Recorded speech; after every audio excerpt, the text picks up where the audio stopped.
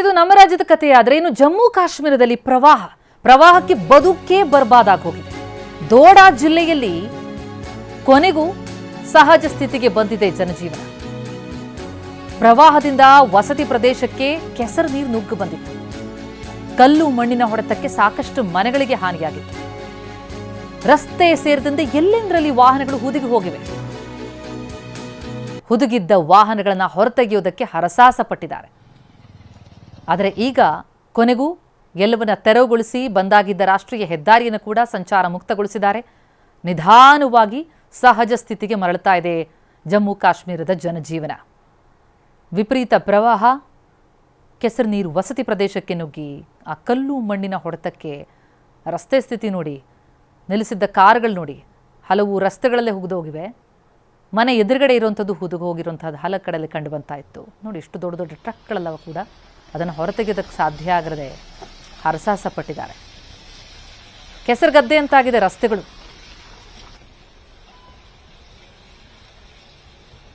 ಈಗ ಒಂದೊಂದಾಗಿ ತೆರವುಗೊಳಿಸಿ ಜನರಿಗೆ ಅನುಕೂಲ ಮಾಡಿಕೊಡಲಾಗ್ತಾ ಇದೆ. ಬಂದಾಗ್ಬಿಟ್ಟಿತ್ತು ರಾಷ್ಟ್ರೀಯ ಹೆದ್ದಾರಿ, ಈಗ ಸಂಚಾರಕ್ಕೆ ಮುಕ್ತ ಆಗಿದೆ. ಆದರೆ ಇನ್ನೂ ಹಲವು ವಾಹನಗಳೇನು ಹುದುಗಿ ಹೋಗಿದ್ವು, ಅದನ್ನು ಹೊರತೆಗೆಯೋದಕ್ಕಾಗದೆ ಹಾಗೆ ಬಿಟ್ಟಿದ್ದಾರೆ.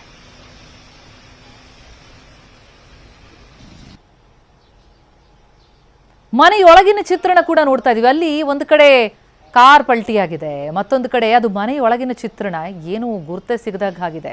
ಸಂಪೂರ್ಣವಾಗಿ ಆ ಕೆಸರು ಮಿಶ್ರಿತ ನೀರು ಹೇಗೆ ನುಗ್ಗಿ ಬಂದಿದೆ ನೋಡಿ. ವಾಸಕ್ಕೆ ಯೋಗ್ಯವಲ್ಲದಂತಹ ಸ್ಥಿತಿಗೆ ಬಂದು ತಲುಪಿದೆ. ದೋಡಾ ಜಿಲ್ಲೆಯ ಚಿತ್ರಣ ಅದು. ಈಗ ಒಂದೊಂದಾಗಿ ಮಳೆ ನಿಂತ ಮೇಲೆ, ಪ್ರವಾಹ ತಗ್ಗಿದ ಮೇಲೆ ತೆರವು ಕಾರ್ಯವನ್ನು ನಡೆಸಿ ಜನರಿಗೆ ಜೀವಿಸೋದಕ್ಕೆ ಅನುಕೂಲ ಮಾಡಿಕೊಡಲಿಕ್ಕೆ ಸಾಧ್ಯ ಆಗ್ತಾ ಇದೆ. ಆದರೆ ಮನೆಯ ಸ್ಥಿತಿ ಕೆಸರುಗದ್ದೆ ಅಂತಾಗಿರೋದು, ಇದನ್ನು ಕ್ಲೀನ್ ಮಾಡೋದು ಅಷ್ಟು ಸುಲಭ ಇಲ್ಲ. ಬೆಂಗಳೂರಿನಲ್ಲಿ ಒಂದು ಜೋರು ಮಳೆ ಬಂದರೆ ನೀರು ನೆಲಕ್ಕೆ ನುಗ್ಗಿದ್ರೆ ಅದನ್ನು ಹೊರಗೆ ಹಾಕೋದೇ ಕಷ್ಟ. ಅಂಥದ್ರಲ್ಲಿ ಇಷ್ಟು ದೊಡ್ಡ ಪ್ರಮಾಣದಲ್ಲಿ ಕೆಸರು ಒಳಗೆ ನುಗ್ಗಿದ್ರೆ ಇಡೀ ಮನೆ ಕೆಸರುಗದ್ದೆ ಅಂತಾಗಿದೆ. ಕ್ಲೀನ್ ಮಾಡೋದು ಭಾರಿ ಕಷ್ಟ.